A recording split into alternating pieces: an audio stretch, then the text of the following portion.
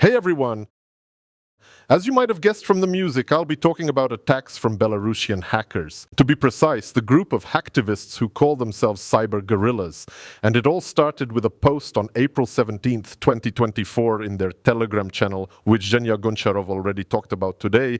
He even showed a video. They said they managed to attack systems of the Grodno Azot enterprise, compromise the domain controller, so almost the entire infrastructure, encrypted multiple machines, deleted backups, and even get to the process control system of the boiler shop. Before we get into the results of our research, a little bit about who these cyber guerrillas are. As I said, this is a group of hacktivists that have been working since 2020. They mainly attack government institutions and industrial enterprises in Belarus or in Russia, depending on their goals. They have two main goals in their attacks. This is stealing confidential data and destroying information on enterprise systems. They want to disable the IT infrastructure. There's no commercial benefit to their attacks.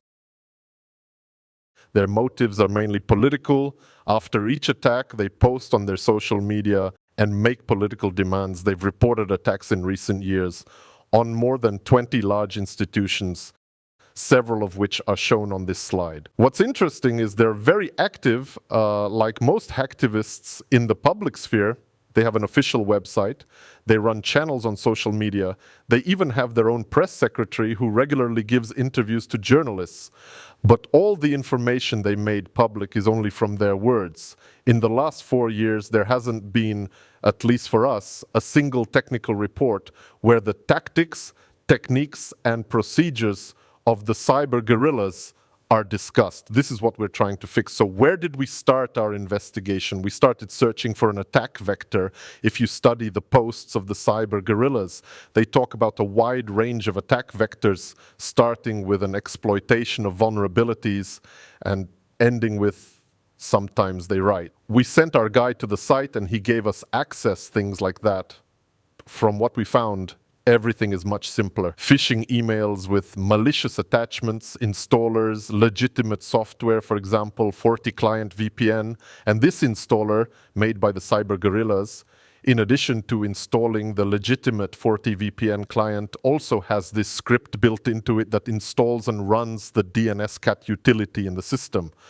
What kind of utility is this? It's an open source utility available on GitHub that's actually a full-fledged backdoor in terms of functionality. It allows you to send commands to the infected system, execute them, and receive the results of their execution. In essence, the attackers get a remote shell. What's unique is that it works using the DNS protocol. So there's also built-in DNS tunneling. For the attackers, this is of course very convenient because in most cases it allows to bypass the rules of the firewall because DNS is usually open everywhere. But data is transmitted like this. It's encoded in the DNS request in the form of DNS queries, and the responses from the control server come in place of IP addresses in response to DNS queries. And the terabytes of data that the cyber guerrillas claim to have can't be downloaded from the network of the attacked organization like that. Something else is needed to pump out large amounts of data. Besides the DNSCAT utility, they also use their own backdoor. What's unique about this backdoor is I see that you like the name of our malware. It has extensive functionality. It can take screenshots, and there's keylogger in it, as in any full-fledged backdoor. It can download files, run programs, exfiltrate or steal information, download files from an infected system. The functionality is extensive, but that's not the main thing. What did the cyber guerrillas do? They made a Telegram bot, got a token for the bot, created a chat, and a malicious program was embedded in the token. Basically, instead of the classic malware control server, they use a Telegram group. So a malicious program, when launched on an infected system, reads a message from the chat in Telegram, receives commands from these messages, executes them, and the results of executing commands also sends messages to attackers via Telegram. This isn't the first time we see tactics like this, using messengers instead of malware control servers. It's becoming more and more popular. Because first of all, messengers, as a rule, Also from the point of view of network rules, they're allowed in many organizations. Secondly, the attackers save on infrastructure. They don't need to register hosting or domains there, all that stuff. And the third harmful program we found is the so-called Viper class program. Viper is a malicious program designed to permanently delete data, unlike ransomware. What's special about it? In their posts, cyber guerrillas write that they plant what they call bombs. And this means logic bombs or harmful programs activated on a given day at a specific time. It's all calculated so that when the organization handles the first wave of attack, when they mitigate the consequences, and it already seems like the incident has been resolved, right? Case closed after some time. Again, the IT systems will fail. This is repeated damage, and it has an additional psychological effect on the victim. There's the impression that the attackers still have access to the company's network, even if it's not true, right? As you can see, the malicious program calculates the control value before the hash function. Here are some lines. And if you look at how this hash is calculated, it's date specific, year, month, and day. So everything turns out so cleverly designed by the cyber guerrillas.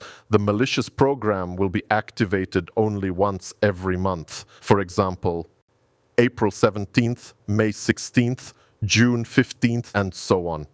Yes, if you don't carry out a full-fledged investigation here and now, an incident investigation procedure, what could happen? Here, IT systems fail. The organization restores them from backups. If there are backups, if we're lucky, we have backups. We've recovered, and everything seems to work, everything seems fine. And in less than a month, that harmful program that remained in the backup copy was restored. Along with it, it's reactivated. And this can continue infinitely until it's discovered, right? So how does Viper work? Cyber guerrillas use trending technology, bring your own vulnerable driver, something you'll see a lot of today. What's it do? It goes to the vulnerable driver, in this case, the driver of the Zemana security solution. It loads into the system kernel because it has a trusted digital signature. Windows doesn't mind. And then Viper, the malicious program, starts giving commands to this driver. This is precisely where its vulnerability lies. It accepts commands from any application. Some of these commands are aimed at destabilizing the operation of security solutions. Kaspersky security solutions have protection against this technique. So with our antivirus, it's impossible to do this with the Zemana driver. But when we analyze this malicious program sample, process names were hard-coded there that must be removed. I mean, the names of the security solution processes that should be stopped. Using these process names, we realized that unfortunately, the victims of these attacks were outdated security solutions, that is, products who have been installed for 5 years or more that don't contain the latest technology for protection. The second part of what Viper does is directly rewrite the data on hard drives, direct rewriting. With direct access to the hard disk, data is simply overwritten with zeros. What's interesting is that in their posts, the cyber guerrillas claim that they encrypt data, and if their political demands are met, they'll restore the data. We found a lot of utilities used by the cyber guerrillas, and nowhere do we see an encryptor, but there is Viper. This says a lot about how much you can trust the words of hacktivists. Okay, now a bit about distribution, about how intruders move in the enterprise network. How do they do it? They use a lot of different utilities, starting from full-fledged frameworks after operation, well-known ones like Cobalt-Strike, Metasploit, and so on. Here's what sets them apart. There are a lot of utilities for proxying traffic and traffic tunneling.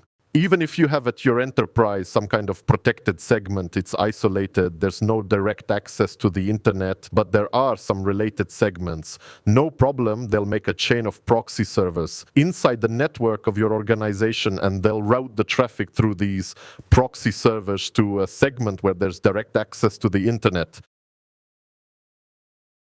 You see, there are about 10 different utilities for proxy tunneling used, and that's not all. When we did this study, I actually had a feeling when I was writing the report that I was writing a reference book for a young hacker, because there are a bunch of utilities for stealing logins and passwords from Windows accounts in storage, browsers, databases, even from password managers like KeePass. They stole passwords. A bunch of utilities for remote administration, utilities for increasing privileges, utilities for bypassing security solutions using various techniques. And most of these utilities can be found on GitHub. So their toolkit, if we sum it up. It's a custom build of the DNSCat utility, by the way, I forgot to mention. They use another clever mechanism with their malware. The checksum value is calculated on behalf of the infected machine, and this value is used as the encryption key. So every sample of malware is tailored to the computer where it will be launched. If you run it on another computer, the computer name will be different, and you just have the lines needed by the malware, such as the names of imported API functions. They won't be decrypted by the malware. It will be inoperative. This is a fairly effective method of counteracting automated analysis in sandboxes. And they use it. So if we sum up all of the above, what did I want to say today? Please update your security solutions. Even if you have an antivirus, but you're using a version that's 5 years old, 7 years old, during this time, new technologies have emerged, you can upgrade it, and the level of protection will be higher. Well, not to mention that antivirus databases need to be updated and so on to effectively counter new threats. Monitor network traffic on networks. So if you have an abnormal number of DNS queries, if any VPN connections appear, if there's any unauthorized activity in remote administration utilities and so on. Also, if you have a CM where you have the opportunity to track, please track the logins of privileged accounts on the server. This also helps identify at an early stage such attacks and prevent disastrous consequences. Well, and backups. First, they need to be stored in such a way that even if the domain is compromised, the attackers don't reach them. So even if the main IT infrastructure gets knocked out, God forbid, you'll still have backup copies. It's also important to check their integrity and check them with an antivirus. I mean, carry out antivirus scans of backup copies, because the backups themselves too can be infected, and then malware can be restored. Well, as for our plans against cyber guerrillas, in October, on the Threat Intelligence portal for our subscribers, we're releasing a full report on our analysis of cyber guerrilla activity. We have an open article coming out in November with the main points about their activity that we managed to find during our research. Thank you.